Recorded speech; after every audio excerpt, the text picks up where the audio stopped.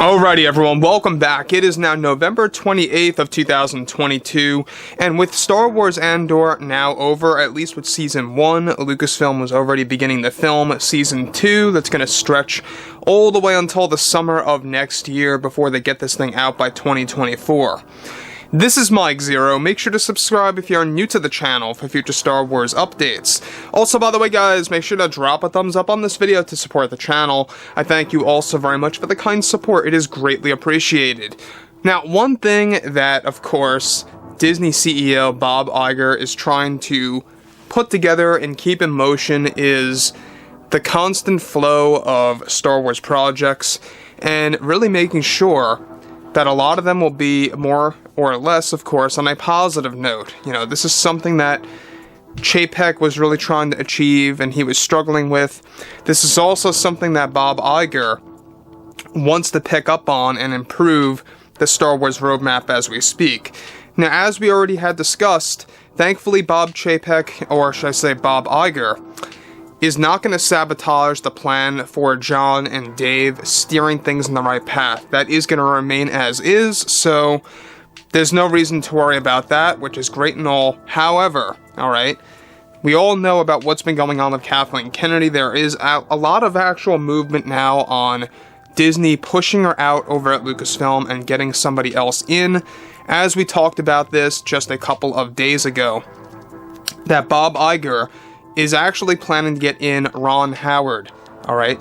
Ron Howard, the creator of the Solo, a Star Wars story film, wants to get him as the president of Lucasfilm above David Heyman, who, by the way, is the backup choice. Now, with that being said and all, what's even all the more surprising about all of this is, of course, with Bob Iger now in as the Disney CEO after Chapek got fired, he has been very talkative about his future over at Disney and his involvement with the future of Star Wars and Marvel. Eventually, Bob Iger was questioned about replacing Kathleen Kennedy and getting or hiring a new Lucasfilm president. Bob Iger went on to state the following to the fans after being questioned about this big, actual question. Well, it's always in our interest to make sure that we have a well thought out plan before anything ever comes to that or someone such as Kathleen parting ways with us, or for whatever reason that I can't go into details about right now. What I can say is that it's always a smart move to have a backup plan in case anything ever goes wrong in that field. And so yes, we have these discussions every single day on who could succeed Kathleen Kennedy or who could lead Lucasfilm about her departure. I don't want to comment on whether or not we are having business complications with her, and I also have no comment on the word of her leaving Lucasfilm by next year.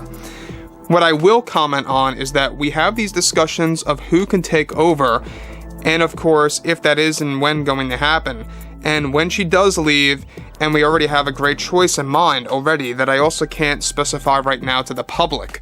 Now, I want to pause here for 1 second. Now, the thing about Bob Iger is that you can already tell that he's like Neo in the Matrix, right, on the rooftop. He's just dodging bullets left and right, and those bullets are questions.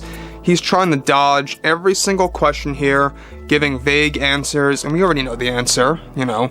We've been discussing of what's been going on behind the scenes. Kathleen Kennedy is getting the boot by 2023, quarter 3 to be exact.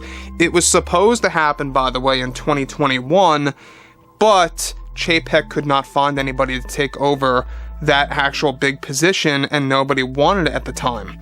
So that's why that got delayed throughout the end of 21, throughout all of 2022, and now it is actually on course for 2023 during the third quarter, pretty much giving 1 whole year and change ahead before her original contract ends by the end of 2024.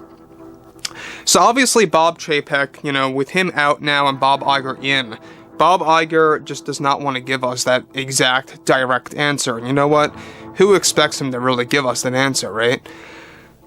What he is saying here, though, is kind of answering our question, and Bob Iger is basically saying that he has these conversations every single day about who's going to replace Kathleen Kennedy, who's going to succeed her, who's going to do a better job, saying, you know, that they are embracing that day when she leaves or departs from over at Lucasfilm.